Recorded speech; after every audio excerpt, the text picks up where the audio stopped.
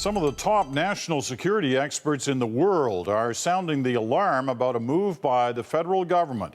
Earlier this year, Prime Minister Harper heralded the coming to Canada of a Chinese technology giant, a giant that plans to team up with some of this country's largest telecommunications companies. Neither the U.S. nor Australia will let this Chinese company anywhere near its telecom systems, and Canada has been warned of the risk.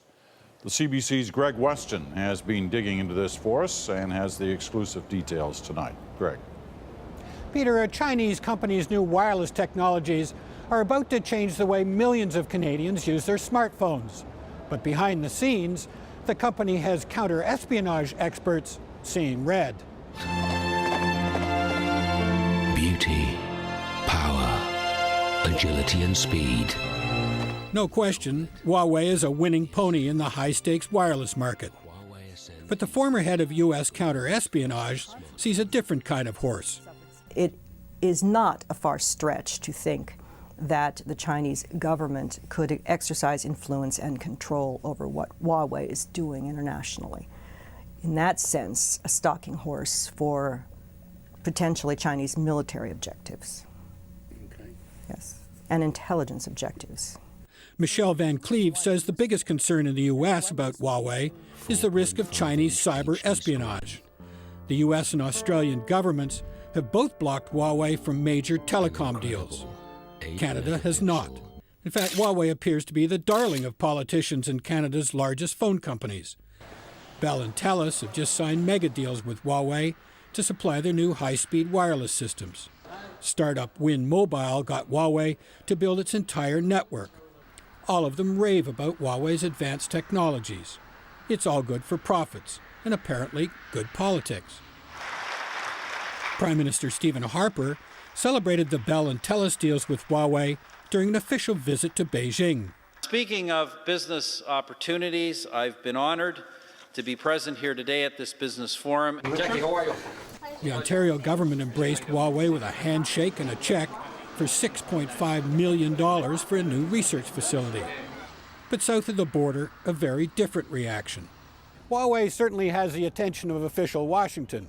Just about everyone here involved in national security, that is.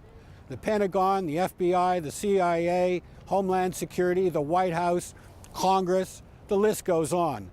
All of them are raising red flags about Huawei.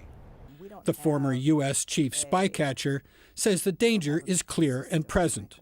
If we're beholden to China for our telecommunications, then we're seriously at risk. Huawei with, 4G has been getting... One U.S. Special Congressional Commission has already produced 2 hefty reports on what Huawei and other Chinese companies are up to. Both have raised serious security concerns.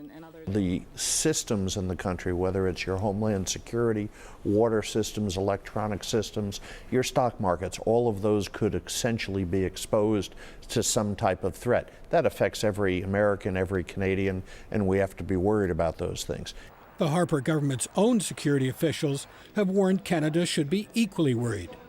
In a secret memo obtained by CBC, the Public Safety Department warned last year that throwing the telecommunications industry open to foreign companies would pose a considerable risk to public safety and national security. Despite the warnings, a former Canadian intelligence agent says it appears the government isn't listening. So here, we're extremely naive, and somewhere, somehow, we will be responsible for our own fate later.